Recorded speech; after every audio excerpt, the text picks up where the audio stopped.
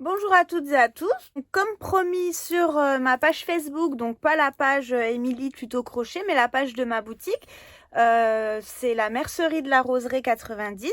Donc j'ai reçu des kits Diamond Painting et il y a des personnes qui ne connaissaient pas du tout.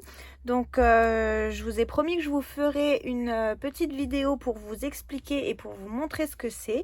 Donc voilà, on va commencer tout de suite. Alors, le support, c'est ça. Donc, en fait, c'est une toile. Je ne sais pas si vous voyez bien. Avec des petites lettres. Donc, c'est une légende. Hein. Une lettre correspond à une couleur. En fait, c'est de la broderie de perles. Donc, ça brille un peu parce qu'il y a un film dessus. Vous voyez, la toile, en fait, elle est autocollante. Et c'est ça qui va servir à coller les petits strass dessus. Alors, je vais vous montrer rapidement comment on fait. Déjà, la petite astuce, c'est de ne pas enlever tout le film. Sinon, vous allez attraper toute la poussière. Enfin, vous allez vous coller les mains, les bras dessus. Donc, c'est pas très pratique.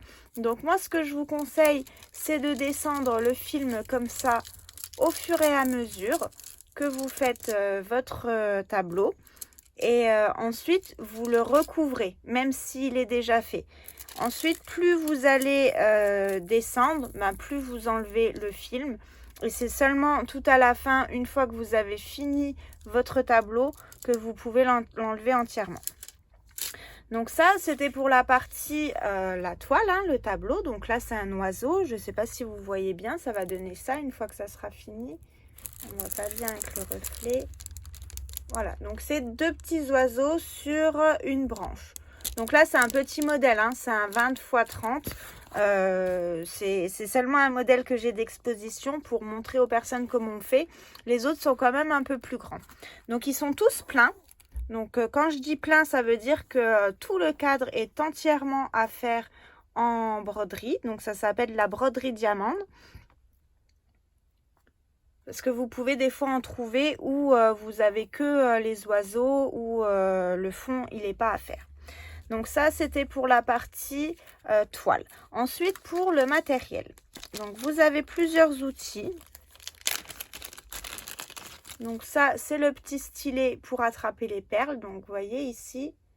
Alors, si je vais essayer de zoomer. Voilà, c'est un stylet avec un petit trou ici, au bout. Je vais vous expliquer tout de suite comment on fait. Donc, on a besoin de notre petit récipient. Je vais appeler ça un récipient. Donc, c'est là qu'on va verser nos sachets de perles. Donc, ça ressemble à des strass, hein, en fait. C'est un petit peu de bruit pour l'ouvrir, mais hop. Alors, bien sûr, sur chaque sachet, vous avez un numéro ou une légende. Hein. Donc là, par exemple, c'est le 22. On regarde sur notre toile la légende. Voilà, et on nous dit que le 22 correspond au U. Donc, tous les U qu'on va pouvoir trouver sur la toile, par exemple, j'en ai vu là, et ben c'est là où il faudra poser les perles. J'espère que jusque-là, je suis assez claire. Donc là, on va commencer par le B, puisque tout en haut, il y a des lettres A et B, vous voyez. Donc, je vais commencer par le B. Donc, je cherche le B. C'est le sachet numéro 13. Donc, je vais chercher mon sachet numéro 13 et je vais l'ouvrir.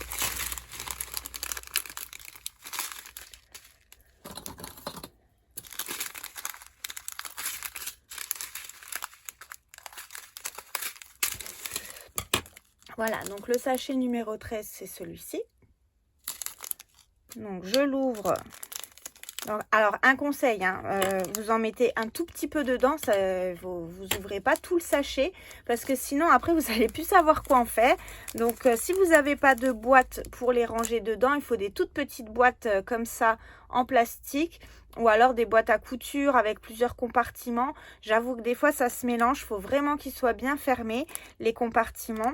Moi ce que je fais, enfin ce que je faisais quand j'avais pas du tout de boîte pour les ranger dedans, donc je l'ouvre et après je vais remettre un bout de scotch pour le fermer. Donc là pour vous montrer, je vais juste en prendre quelques-unes, hein. Ça sert vraiment à rien de verser tout le paquet.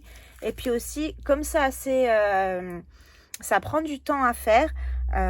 Si vous n'avez pas envie à chaque fois de ranger ou s'il faut changer de couleur, c'est quand même mieux si vous ne versez pas tout le sachet à chaque fois. Donc ça, le petit sachet, on le met de côté. Et on va commencer avec ça. Alors, on peut secouer, vous voyez comme j'ai fait. Je les secoue. Alors pourquoi je les secoue? Parce qu'il y a un côté plat. Vous voyez, celui-ci par exemple, il est retourné, il est du côté plat. Et celui-là, il est du côté bombé. Donc on va toujours l'attraper du côté bombé pour avoir le morceau qui est plat en dessous et pouvoir le positionner sur notre toile. Alors les modèles que j'ai, ce sont des ronds.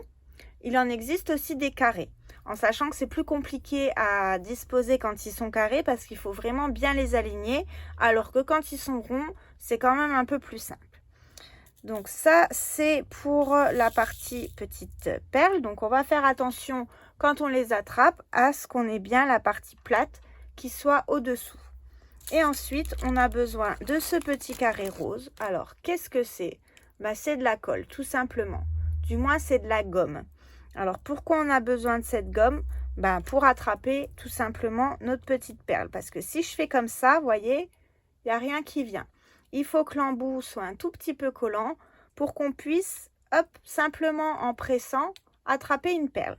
Donc, pour ça, on plante notre stylet dans cette gomme. Vous voyez, j'ai fait un petit trou. Je ne sais pas si vous voyez bien parce que, voilà, là, vous voyez, hop, j'ai fait un trou et en fait, la gomme, elle s'est mise sur mon stylet. Vous voyez, le bout, il est rose, hein. Là, au bout, j'ai ma gomme. Et maintenant, quand je vais prendre, vous voyez, ça colle. Donc, c'est très très simple en fait, hein. Puis c'est très addictif aussi. Je sais que moi, j'adore faire ça. J'ai pas tellement le temps pour en faire, mais j'aime vraiment beaucoup faire ça. Donc ensuite, une fois qu'on est toutes bien installées, on a notre petite perle, on a notre stylet qui est prêt. Alors au fur et à mesure, bien sûr, quand ça colle plus, vous allez rechercher un petit peu de gomme. Il y a un film dessus, hein, aussi pour protéger. Donc vous laissez bien le film dessus. Comme ça ne s'abîme pas, vous n'avez pas de saleté qui vient se coller après. Donc, on va pouvoir maintenant commencer. Donc, je vais mettre comme ça. Je vais essayer de zoomer un petit peu. Voilà. Donc là, je vous rappelle, on a les perles B, hein. Donc ici, j'ai un B.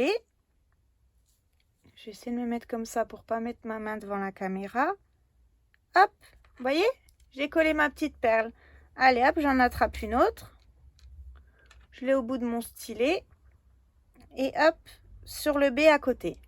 C'est tout simple, hein. Franchement, il n'y a pas plus simple et il n'y a pas besoin de savoir coudre, broder, tricoter ou quoi que ce soit. C'est vraiment un super loisir créatif. Ça peut même occuper les enfants, les plus grands. Le tout, c'est d'avoir quand même un petit peu de patience. Après, vous pouvez l'acquérir aussi, hein, la patience en faisant ce genre d'ouvrage. Mais voilà, c'est vraiment sympa à faire, hein. Moi, j'adore. Après, c'est quand même assez minutieux. Donc, voilà pour ce petit tuto. Donc, je vais arrêter là, hein. Ça ne sert à rien que je vous fasse tout le tableau. Je pense que vous avez compris. Donc, si ça vous intéresse de voir les modèles que j'ai reçus, vous pouvez passer à la boutique. Sinon, c'est tout pour aujourd'hui. Je vous souhaite à toutes et à tous une très bonne journée. On se voit bientôt dans des prochains tutos.